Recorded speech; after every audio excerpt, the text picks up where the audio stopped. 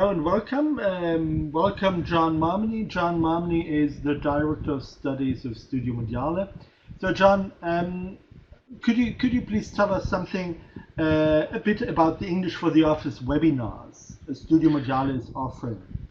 Yeah, the English for the Office webinars are a great add-on for the evening classes, and it's designed to help give students some confidence in some of these typical business settings. Like it will be able to answer following questions like, if you look here in the slide, like, have you ever wanted to tell your business partner that something wasn't possible in a diplomatic way?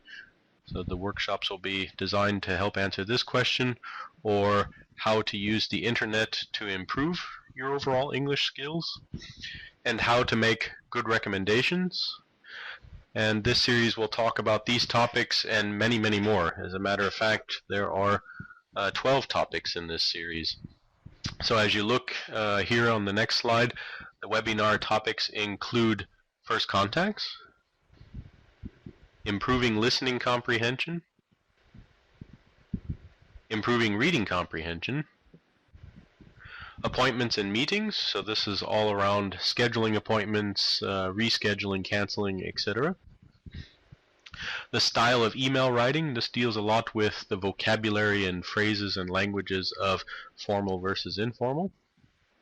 How to be diplomatic, giving bad news or how to say no, making recommendations, basic report writing, making a deal, so this is the language of negotiating, so how to make offers, how to react to offers, etc. And use the internet to improve basic business vocabulary, and finally using the internet to improve your English in general. So this is an overview of the 12 webinars that we will offer in this series. John, why did you choose these themes? Yeah, these themes are typical when you think about English for the office, or what students are confronted with each and every day in a business setting. These are the typical settings that come up, the typical topics that students have to deal with. How to improve their listening, for example, when listening in telephone conferences or in telephone conversations, or how to understand what their English speaking partner is telling them in email writing, or how to be more diplomatic. So these 12 topics represent a general ability that students can improve on, and that's why we chose them for these webinars.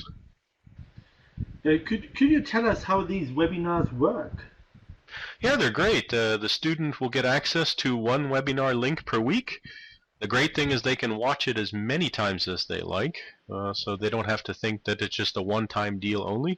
So if they're particularly keen about one of the topics and they have, let's say, they want to improve in these topics, they can watch it as many times as they want, and they can do this as like a preparation for the class, the evening class, or they can do it as a follow-up. So if they discuss this topic in class and then they found that they would like more help, that this webinar then is great for them, because also at the end of each webinar we will also include some links and tips that students can also go to on their own and investigate this topic further.